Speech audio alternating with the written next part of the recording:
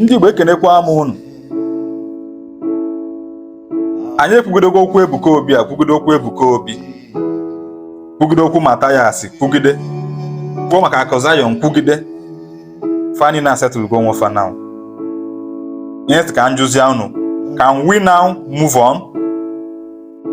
Because after na this case bunyere a lot of people ego, a lot of people cash out big time with the topic Ebuka Obi, Mathias, Akụ Zion, and so many of you actually rap the case rap.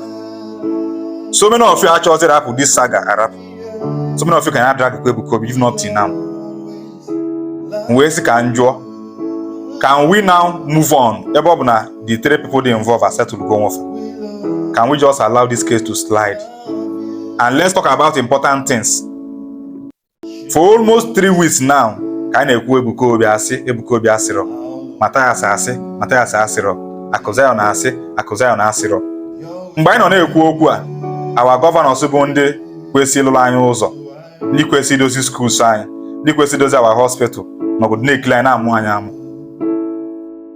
Till date, so many of us in our state can face bad roads. I can face accidents here and there. Till date, so many of us, our schools in our village itself, na still in age where lawyers since a collapse chago. Roofing ya adiozimma. Mmiri na mabata in our classrooms. And I can only ekwu maka Ebuka Obi na Mathias. Hospitals in our villages, was the good medical facilities. People na amuzi no ya na-enweghị isi na our villages now. Mana anyị ka nọ na-ekwu maka Mathias na Ebuka Obi. Ụna afro na ya rapụgo ya kwesịrị na-ekwu. Kwube na-enwere isi. Anyị chezibego child too much. That's can call our attention to things that are important. I can na-aka anyị ka 4 years ago, our governors ebulega anyị. Nakwulu family fa na UK. Nakwulu family fa na US. Obulebe anyị nọ na-echezi ya shadow. Nke wa boye bu Ebuka Obi n'isi ka gala. Nke wa boye bu Mathias n'isi ka gala. All this aga na your village today adrọkwa mma. Accident na-egbu ndị mmadụ 247. Inwebeli ike wee video that place post na social media. Nke wa boye bu dị okwu n'isi. Village gị today nwebe dị ezigbote hospital dị there. Onwe dị hospital na village gị now. Ọkwado na village gị. Ụzọ adịghọ, street light adịghọ. Ezigbo mmiri na anwụ adịghọ dị. Mana Ebuka Obi na Mathias hibuzi n'isi nke ikpeazụ. Onye kwu maka Ebuka Obi mapụta piam. Onye kwu maka Mathias piam. Unu ebulifa n'isi ka gala. Wee sị ka m kwuo, ọ Mathias na Ebuka Obi ka ga-ekwugide anyị nwee ụzọ. Onye maka ga-ekwugide anyị nwee ezigbo hospital. Ihe a bụkwa distraction ka anyị na-eme onwe anyị ya. We are just distracting ourselves ma ya mahụ. We are just distracting ourselves. Just watch go this energy iji wee drag Ebuka Obi, drag Mathias na Akụ Zion this period. Ọ bụ na iji wee drag ya governors anyị. Ọ na-amụrụ na by now enweghị ike by now ọ bụ na complete go one road now.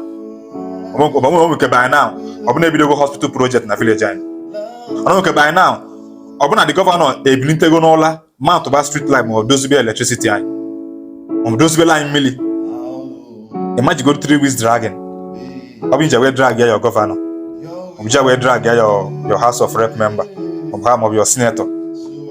Ma ọ bụ ije wee drag ya the person that represents your constituency.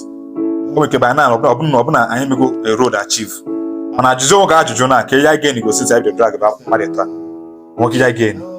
Ihe nyoka ekwu okwu a maka ọnụ abụ dịka bụ this case n'isi. Drop zan this case. Ka anyị kwuo okwu ihe dị mkpa. Ka anyị kwuo n'okwu ihe dị mkpa. Otherwise, I get very clear and make our generation and more gaffe. The next generation I continue when I chase the quarter of Canyon. We have distraction called open government in my pastor so, my native doctor so, my andioka, my andiominano, fag a food. So let's channel this energy to our government. That one.